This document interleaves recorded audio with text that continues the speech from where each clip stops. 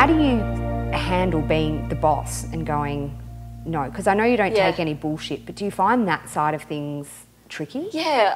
Being a manager who wants to be friends with your staff, and I'm one of those people, I want to be everyone's friend, is a hard kind of road to go down, because you're on a balance beam, you know what I mean? You've got to be so careful, because you need to be able to be there for them when they need you and look after them no matter what's happening in their life.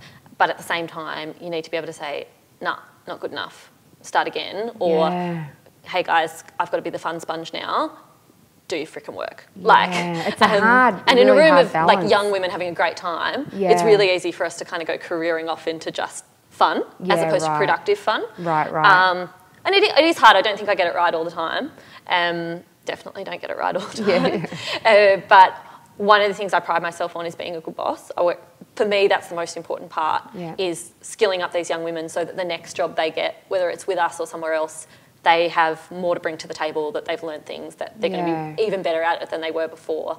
I've seen so many people in politics just tread water, where you're there to serve the person you work for and no one cares about you. And so many people are in those jobs just kind of hanging out and not really moving forward. And I've always been determined not to be that boss, to make sure they all have a path and that they're going somewhere and they're improving and they're getting better at what they do, because part of a job is making them better as well as them giving what we want. Well, and also sometimes I'm like, when you get an asshole boss, you're like, why are you like that? Because it doesn't make me want to work good for you. No. You know, it's like, just be nice and I want to help you out. Staff loyalty is everything. Everything. I mean, and those girls, there is not one of them who wouldn't, like there is nothing they wouldn't do for each other and nothing they wouldn't do for me or Mia. And that's a pretty special thing to have. And part of that is, looking after them back. We have a tradition that we, whenever someone gets their heart broken on staff. Oh God, there'd be so many. Women. Can I ask you, because all women in the room, do you all get your period at the same time?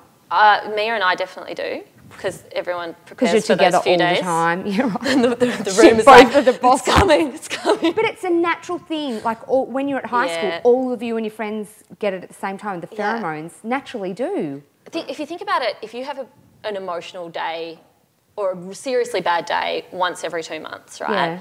I've got between 25 and 30 women at any point.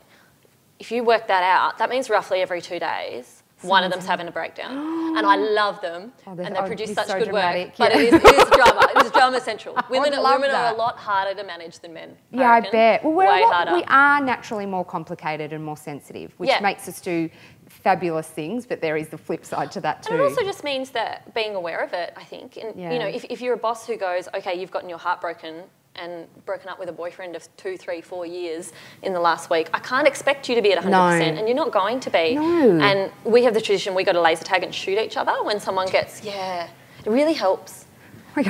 It's very therapeutic to shoot your colleagues. The laser people be like, shit, the Mamma Mia crew's here again. There's been a breakup. And we're really bad. Fake murdering each other. Terrible aim. The guy was saying to me last time we came out, he was like, roughly people get like an accuracy rating of around 50%. He's like, you guys average 6%. So we clearly don't even shoot each other, just shooting randomly. How much fun though. But I think you've got to, as a boss, you can't expect people to completely separate. And you can't say to someone, I need you to bring your best to work every day, if you don't recognise that sometimes they're not at their best. And that no one's at their best all the time. Everyone has bad days. And I think if you're understanding and you're working it through with people and you're supporting them as best they can, you get more good days out of them.